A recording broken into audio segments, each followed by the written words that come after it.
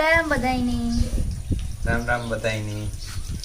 જો અમે આ કામ કરીએ સાણની.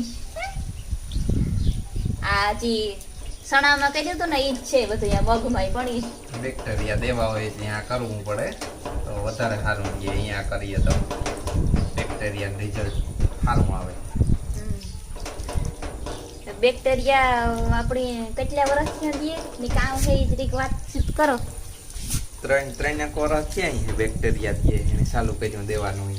આપણે ફૂગનો પ્રશ્ન બહુ તો મગફળીનો હા એટલે આપણે ચાલુ કર્યું તો એવું તો આપણે બધા પ્રકારના બેક્ટેરિયા દઈએ. અટાણે એવા મગમાં સિઝોરના લિયો સિઝોરના હે એક નામ છે હું ભૂલે ગયો એનું એ દઈએ ને બીજા હે ચણાના થળિયા અમે ઉપાડે થોડાક જોયા હતા.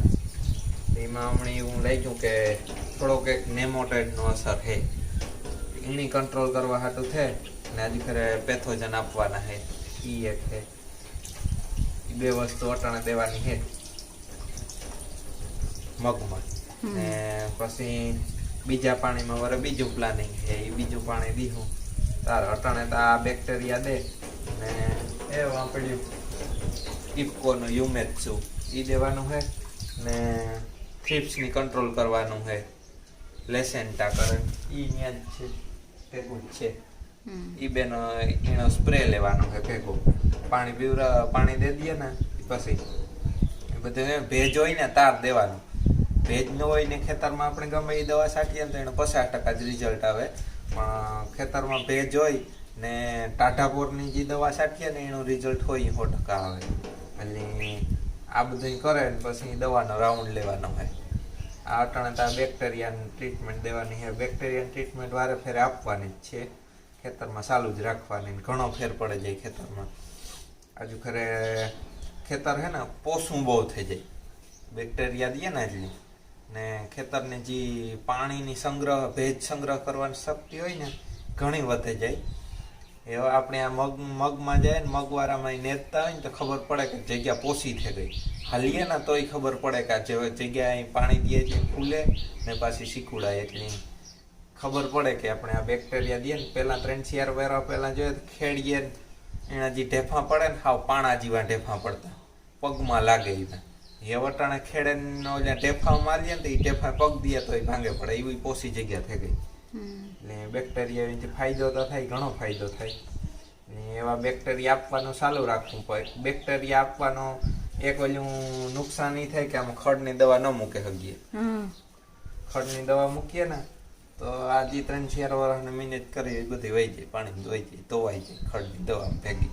એટલે બેક્ટેરિયાનો ઓલી કરતા હોય ને ખડની દવા એક જમીનમાં ન ઉતારે શકીએ, બેક્ટેરિયાને નુકસાન કરે. એ એક થાય. બાકી બીજી કંઈ ઓલું થાય નહીં. ઉપરથી દવા તો છાંટવી પડે. અમુક આ થ્રીપ્સ ને ઈડ ને અમુક એવી આવે જાય એ બેક્ટેરિયાથી કંટ્રોલ ન થઈ શકે તો પછી દવાનો રાઉન્ડ લેવો પડે.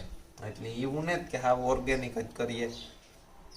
માંડવી વાવીએ તો એમાં મૂંડાની દવા તો ભેરવવી જ પડે. મૂંડાની દવા ન ભેરાવીએ તો એ મૂંડો આવ્યા વગર રહે જ નહીં. એટલે મૂંડાની દવા ભેરાવવી જ પડે. પણ જે બને એટલી દવા ઓછી છાંટવાની. જો ફૂલ જરૂર પડે ને તો જ છાંટવાની. બાકી બેક્ટેરિયાથી કામ હકવે લેવાનું. એવું હે. હાલે કામ હાલે. જો અટણે હે ને આજ મગમાં ચાલુ કરવું. એટલે નેદવા આવ્યા ને નેદે લઈએ ને એટલે તરત પાણી ચાલુ કરી દેવું છે. આ રગડો બનાવેલ તૈયાર હોય ને તો સીધું જે ચાલુ જ કરી દેવાનું રીએ પાણી. આમાં જે આ બધું માલ કાઢી લઈએ ને પછી જે આ ઉપર ને આવે છે ને એ બધું હોલ્યું હોય એ હા માલ નીકળે ગલ બધું રસીમાંથી કાઢે લીધો તો લીધું એ આખું. હાલે મારે ભીહુની મગોટું નાખવું ને બર્તન થોડાક લઈ આવ્યા. બપોરાનું ટાણું હોય એટલે રોટલા સુટલા કડવા જશે. બર્તન ઓછા હે. બર્તન લેતી આવ્યા ને ભીહુની નાખી દે. 6 વાગ્યા તો થઈ ગયા.